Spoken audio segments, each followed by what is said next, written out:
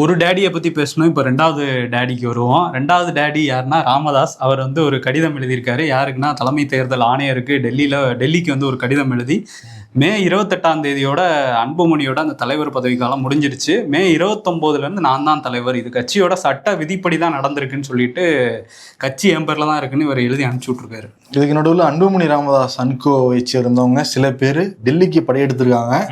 தேர்தல் ஆணையத்தில் சந்திச்சு அந்த செயற்குழுவே செல்லாது ராமதாஸ் தலைமையில் நடந்த அந்த செயற்குழு நாங்கள் தான் வந்து உண்மையான தலைவர்னு சொல்லிட்டு ஆள் அனுப்பியிருக்கிறாங்க.